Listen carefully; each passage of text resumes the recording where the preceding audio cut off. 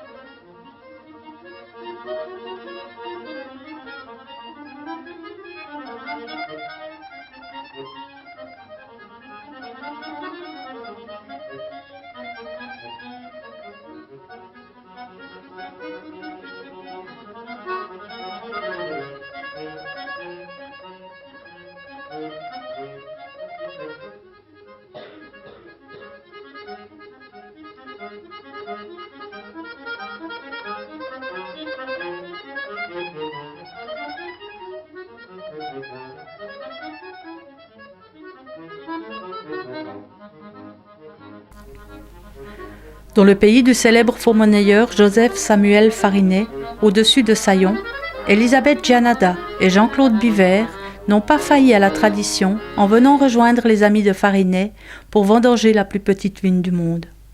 Celle-ci ne compte que 3 ceps, et équipés d'un sécateur, d'un panier et d'une hotte, ils ont gravi à pied et avec le sourire les 100 derniers mètres du chemin de pierre qui les a conduits à la colline ardente. Roulez tambour, la fête et le travail peuvent commencer.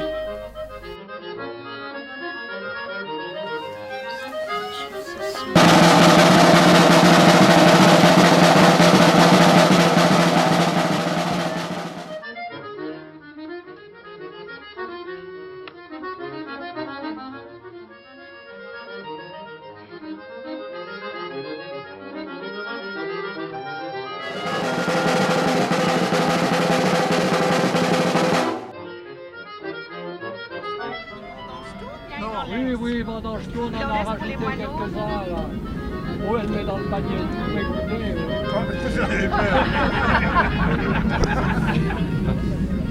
On voit que c'est un homme qui a l'habitude, parce qu'il fait tout de A à Z. Vous savez, on a des écoles. Hier, il y avait une centaine de Genevois qui étaient là. On doit chaque fois remplacer le raisin.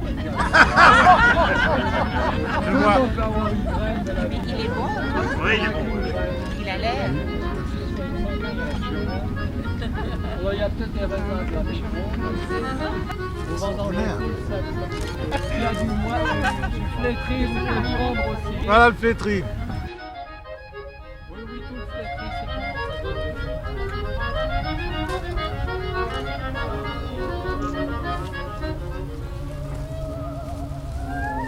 Voilà, faut bien le dépouiller. Voilà. Très bien, très bien. Cher monsieur Biver, il a suffi que je vous écrive « La vigne a besoin de bras » et vous êtes venu. Aujourd'hui, vous avez porté la brante, manié le sécateur et récolté le fruit de la terre, les fruits du labeur que d'autres ont accompli sur la vigne tout au long de l'année. C'est vrai que la récolte, c'est la récompense du laboureur. Je le sais aussi bien que vous, puisque je suis fille de paysan. La récolte, c'est comme la montre qui sort de l'atelier. Combien de vis et de rouages minuscules ont été manipulés? Combien de gestes pour les assembler au dixième de millimètre? Elisabeth Gianada, bonjour. Bonjour. Vous occupez d'une fondation qui elle-même s'occupe d'une maladie assez peu connue mais assez dramatique. Est-ce que vous pouvez nous en parler? La maladie porte un nom très difficile à prononcer, c'est l'épidermolyse bulleuse. Pour que les gens se souviennent un peu plus facilement, on appelait cette maladie des enfants papillons, parce que ce qui les caractérise, c'est d'avoir une peau aussi fragile que les ailes d'un papillon. Au moindre petit choc, la peau se décolle en laissant ensuite la chair à nu comme dans une brûlure profonde. Donc ils sont les mains, les pieds. Oui, les mains, les pieds, mais aussi le corps entier, les muqueuses. C'est parce que la première couche de la peau, qu'on appelle l'épiderme, n'est pas fixée solidement à la couche suivante. Il manque une protéine. Est-ce que cette maladie donc fait partie de ces maladies qu'on appelle maladie orpheline, c'est juste? Absolument, c'est une maladie qui est doublement orpheline. Elle l'est par sa rareté et par le désintérêt qu'on lui accorde au niveau de la recherche et des possibilités thérapeutiques, parce que ce ne sera jamais une maladie qui rapportera de l'argent par ces thérapies. Et justement, c'est ça qui est dramatique, hein. Comment fait-on pour soigner ces enfants? Y a-t-il des remèdes? Et si oui, qu'est-ce que ça coûte? Aujourd'hui, on n'a pas d'autres moyens, c'est les mêmes moyens qu'on avait il y a 100 ans.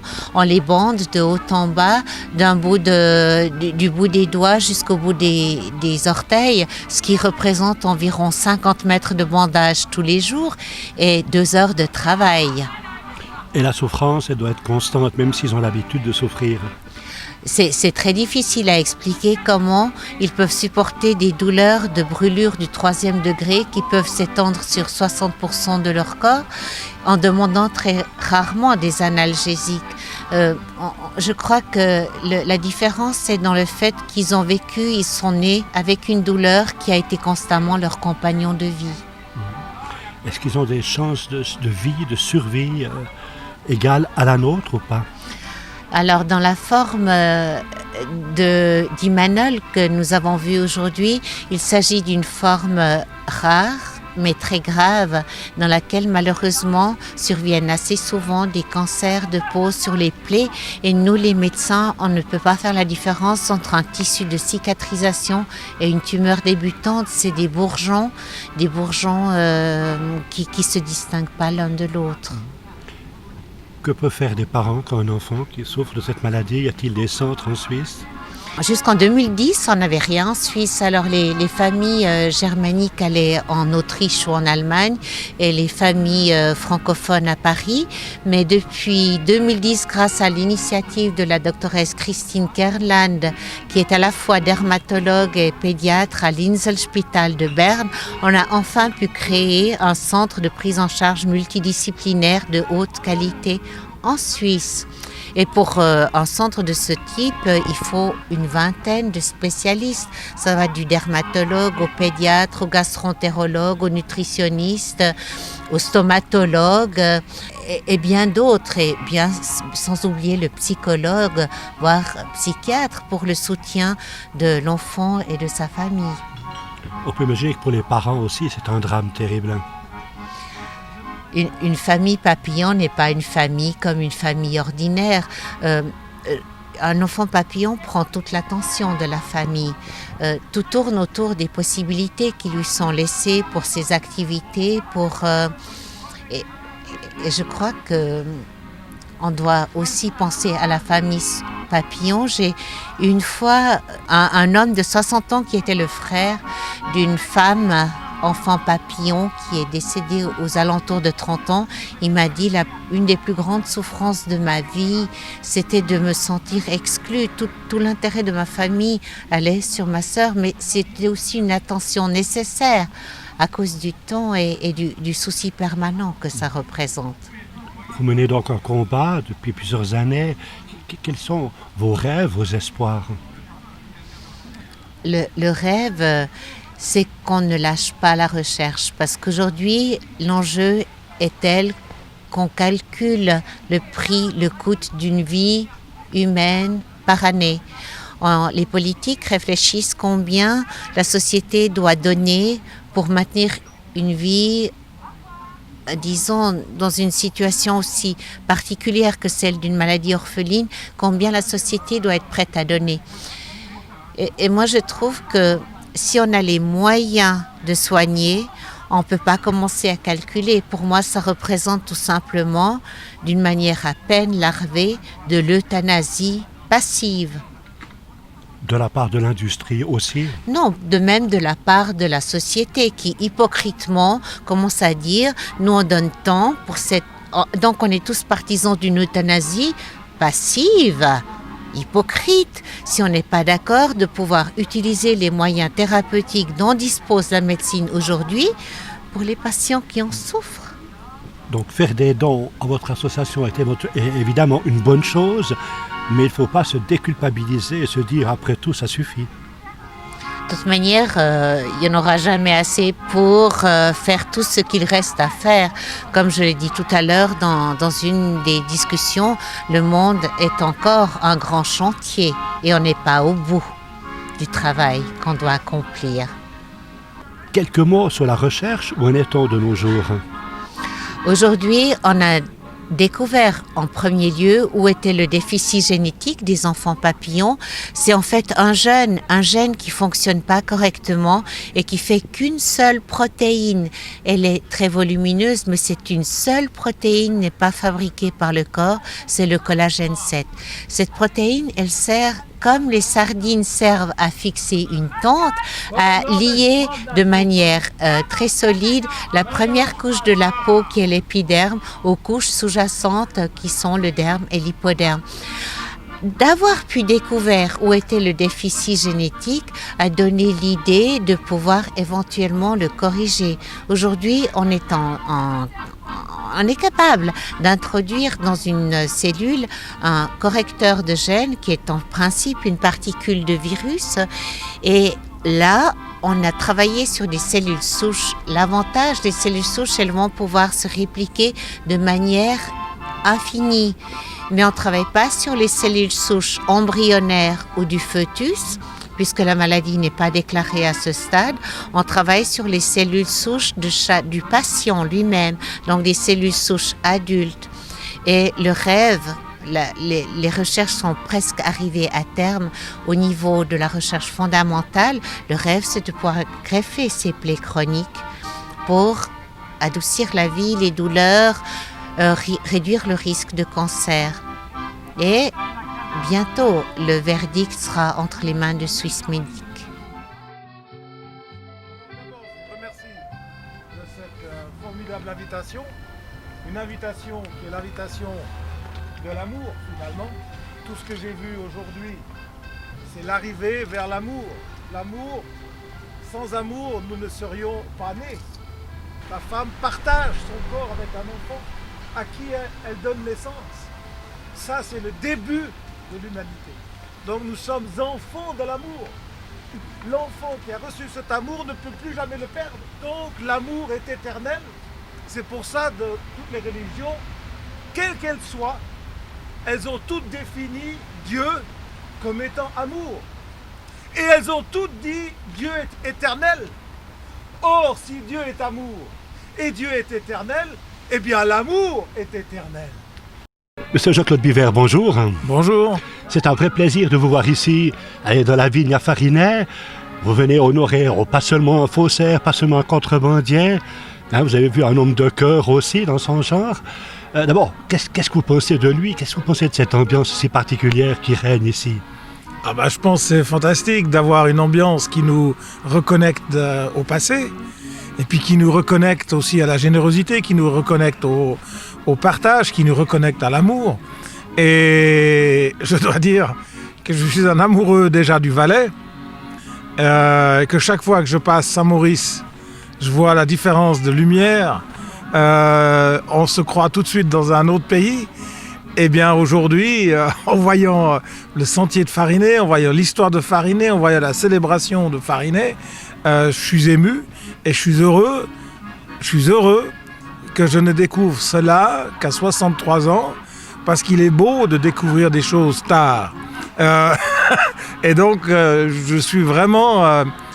et maintenant que je l'ai connu, je veux amener des amis, je veux amener ma famille, et j'ai hâte de leur faire découvrir ce que je viens de découvrir aujourd'hui. Sur la vigne à Farinet, tout à l'heure, vous avez fait un hymne à l'amour assez extraordinaire. On sait que vous êtes un homme de cœur. On pourrait imaginer que quand on a aussi bien réussi la vie, que vous avez réussi votre vie, l'amour a encore une place incroyable. Vous avez encore une émotion quand vous parlez des femmes, de la mer. Pour vous, c'est essentiel. Réussir sa vie, c'est connaître l'amour. Alors, réussir sa vie, pour moi, c'est ça. C'est réussir l'amour. Et quand on a réussi l'amour, on a réussi sa vie. Ou 99% de sa vie, pour rester un tout petit peu plus modeste. Donc 99% de la vie est réussie si vous avez réussi l'amour. Mais l'amour paraît être ce qu'il y a de plus naturel et de plus simple. Et comme souvent dans la vie, les choses plus naturelles, plus simples, sont souvent celles qu'on oublie et qu'on ne connaît pas. Et moi, je n'arrête pas de dire, nous naissons de l'amour, nous sommes nés parce qu'une femme a voulu partager son corps, sa respiration, son sang avec nous. Sinon, on ne serait pas nés. Donc nous sommes nés d'un acte qui s'appelle l'acte de partage. C'est même pas l'acte de naissance, ça va au-delà, ça va avant la naissance. C'est l'acte de partage. Et donc, pour moi, l'amour a toujours joué un grand rôle. Et je m'étais dit, moi je suis né de la génération mai 68, puis je suis né en 49, donc j'avais quasiment 20 ans en 68. Et je m'étais dit, en mai 68, dans toutes ces questions existentielles qu'on se posait, je m'étais dit, Biver, il faudra que tu réussisses ta vie en faisant 2 traces. Comme le paysan, il fait des traces dans le champ qu'il laboure. Et il faudra que je fasse 2 traces. Une trace sera la trace d'amour. C'est la quantité, la qualité d'amour que je laisserai après ma mort. Et la deuxième trace sera dans ton métier. Tu marqueras ton métier et tu marqueras ta famille par l'amour. Et donc ces traces-là, je les ai sans cesse en point de mire, et c'est l'accomplissement de ces 2 traces qui me motive et qui me pousse. À quel moment pourrais-je dire que j'ai fait les 2 traces ? Eh bien, le paysan peut dire qu'il a labouré son champ quand il a fait son dernier virage. À ce moment-là, c'est fini. Et moi, mon dernier virage sera quand je vais entrer dans le royaume des morts. Et dans le royaume des morts, je devrais leur dire « Salut les morts, je suis le vivant parmi vous. » Car je laisse 2 traces vivantes derrière moi, une trace d'amour et une trace dans ma passion, dans mon métier. Et dans votre métier, c'est vrai, quand on sait un petit peu ce que vous faites, vous avez aussi l'amour du travail bien fait en vous. Hein. Bien sûr, parce que les passionnés sont des gens qui vont dans le détail. On distingue un passionné d'un simple amateur par le fait que le passionné, il va aller creuser jusqu'à très profond parce qu'il est obsédé par la perfection, par tout connaître. Et donc, moi, c'est vrai, je suis un passionné de l'horlogerie. Et comme l'horlogerie, c'est mon métier, je suis passionné par mon métier. Et ça, c'est un énorme privilège. Et je m'aperçois de ce privilège quand je vois combien de gens exercent un métier qui n'est pas leur passion. Et finalement, ils sont tout contents d'être le vendredi soir et ils sont tristes d'être le lundi matin. Et je me dis, mais quel dommage, mais quelle chance, Biver, tu as, parce que toi, il n'y a pas de vendredi soir et il n'y a pas de lundi matin, parce que ta passion, elle est 7 jours sur 7. Et c'est ça qu'il y a de magnifique, et je souhaite à tous les jeunes et à chacun, et je l'ai dit à mes enfants et je le dis sans cesse, mais bon Dieu, si seulement vous pourriez transformer votre passion dans votre métier ou votre gagne-pain, mais vous n'auriez plus jamais l'impression de travailler, puisque vous êtes sans cesse dans l'exercice de ce que vous aimez.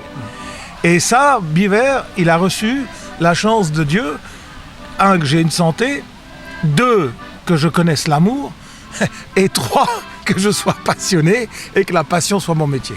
Pour vous, ça, c'est les clés du succès, c'est les clés de votre succès. Alors, je vais dire autrement. C'est les clés du privilège que j'ai reçu et qui est un privilège, somme toute, injuste. Injuste dans le sens, pourquoi est-ce moi qui le reçois quand tant d'autres ne le reçoivent pas ? Donc, je suis conscient d'avoir reçu un privilège, mais parce que je sais que j'ai un privilège, je sais aussi que d'autres ne l'ont pas et que c'est cette injustice à la naissance. Et depuis lors, je pense que la justice n'existe pas. Les êtres naissent inégaux. On dit toujours dans les religions, tout le monde naît égal. Non, nous ne mourrons que égaux, mais nous naissons inégaux. Et ça, la vie est injuste.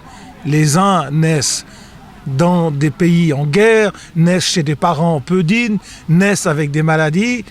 Et moi, j'ai reçu, je ne sais pas pourquoi, cet incroyable privilège de naître bien, de naître dans l'amour, de naître dans la santé, de recevoir un caractère positif, etc. Et donc, j'ai qu'un seul moyen de m'en sortir de ce privilège, c'est de redonner. Redonner. Et si je redonne, eh bien, au moins, je remercie ceux qui m'ont donné ce privilège extraordinaire que peu de gens reçoivent. Eh bien, moi, je ne sais pas pourquoi je l'ai reçu. je ne sais pas vous que je l'apprends, mais enfin, en Suisse, dans un des pays les plus riches du monde, il y a 100 à 200 000 personnes qui vivent de la précarité, qui souffrent de l'exclusion, que leur dignité qui en a repris un coup. Que dire à ces jeunes?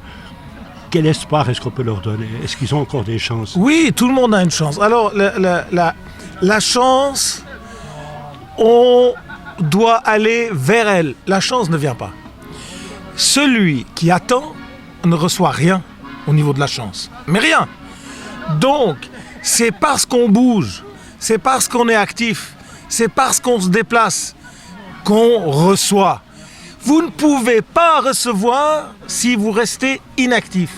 Donc je dis, qu'on soit bien, qu'on soit mal, soyons actifs, allons vers le futur, bougeons, essayons de combattre notre destin, essayons de lutter, essayons d'aller jusqu'au bout. Et au fur et à mesure qu'on marche, eh ben, il y a tout d'un coup des brindilles qui tombent et c'est des brindilles de chance. Mais ces brindilles de chance, si je ne marche pas, eh ben, je ne peux pas les voir et je ne peux pas les recevoir. Donc, ne jamais arrêter le combat, toujours aller de l'avant. Et puis, dire à chacun, mais tout peut se transformer. Hier, Steve Jobs est mort, mais c'est un enfant qui n'avait pas de parents, c'est un enfant adopté. Un enfant adopté, il a eu une chance, ensuite il s'est battu. Donc se battre, c'est la vie. Nous sommes nés pour nous battre. Si les animaux, pour prendre maintenant un autre exemple, ne se battent pas dès la naissance, mais il n'y a pas de survie. Donc le règne animal ne peut subsister que s'il combat, se battent pour la vie. Et je dis à tous les gens peu privilégiés, c'est facile pour moi de dire que je suis privilégié, mais je ne peux pas faire autre chose que de le dire et d'aider de temps en temps. Et je dis, battez-vous, allez vers la victoire, allez vers le succès, et parce que vous y allez, il arrivera. Mais si vous n'y allez pas, il n'arrivera pas. Alors avant de vous dire, je vais vous dire ce qu'a imaginé Ramu, Barrault, Galabru. Autre tradition, le coup de fusil, qu'en principe tous les invités doivent tirer en l'air depuis plusieurs décennies. Ramu a essayé d'imaginer, Farinet aurait pu dire ceci avant de mourir, ce balai que j'ai tant aimé et qui maintenant veut me tuer, ces vergers, ces vignes, ces collines, ces montagnes, tout ça c'est à moi, c'est pas vos bandes de numérotés. Et au-dessus des montagnes, les étoiles qui ce soir vont me faire signe. Eux, ils ne voient même plus les étoiles, ils n'ont pas le temps de voir les étoiles. On ne peut pas voir les étoiles quand on a le cœur, la tête, en forme d'ordinateur, d'attaché-caisse ou de coffre-fort. On ne peut pas voir les étoiles. Toutes ces choses, si souvent vues, et pourtant jamais vues vraiment. Tous ces êtres, si souvent aimés, et pourtant jamais aimés vraiment. Ça me vient contre de tous côtés. Je chancelle comme un homme libre. C'est comme si toute la beauté du monde, c'est comme si toute la beauté de Dieu, en cet instant, venait en moi. Liberté, palais, amour, éternité, Hublot, Jean-Claude, Papillon, feu!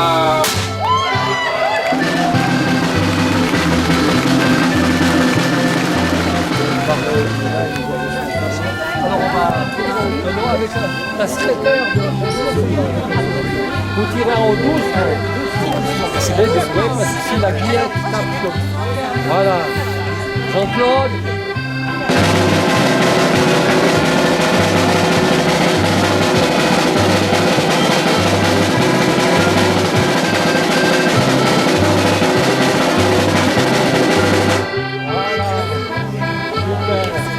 Les amis de Savièse sont venus apporter soupe, pain, dessert et vin confectionnés par leurs soins. Tout cela sur des airs d'accordéon et de scie musicale.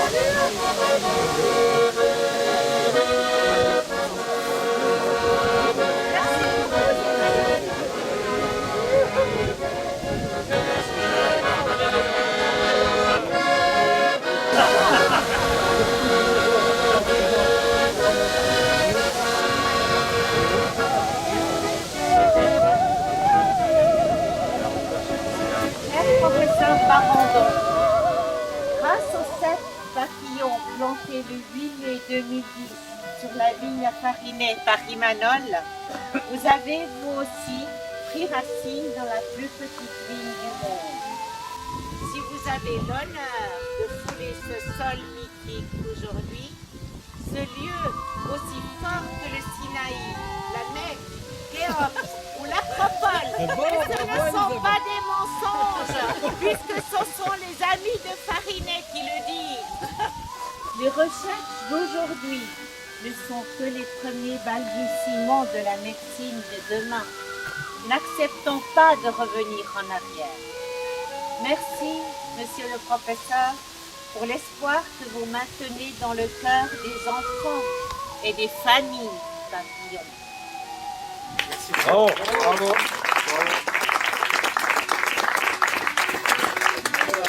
J'ai terminé ma conférence en montrant les derniers résultats du laboratoire concernant la thérapie génique que l'on appelle ex vivo, puisqu'on va modifier une cellule qu'on prend chez le patient en dehors du corps du patient.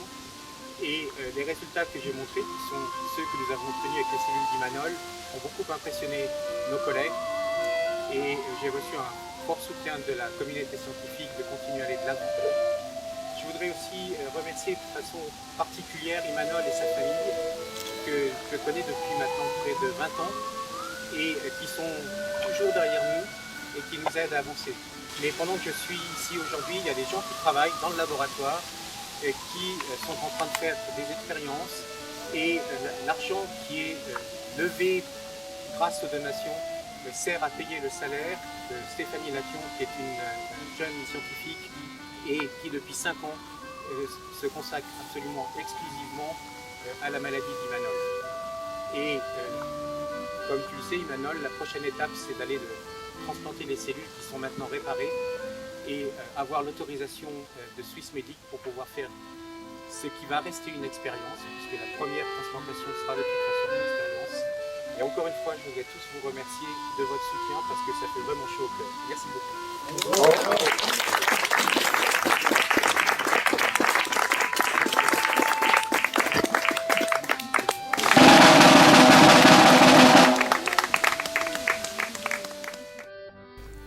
L'un des buts de cette journée était de soutenir et de faire connaître la Fondation Enfants Papillons.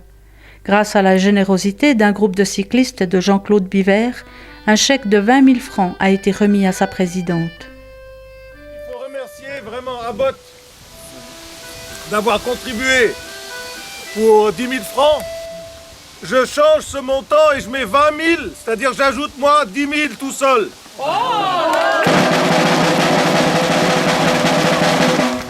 Un grand merci au jeune Imanol et à sa famille pour leur participation à cette magnifique journée d'amour et de partage.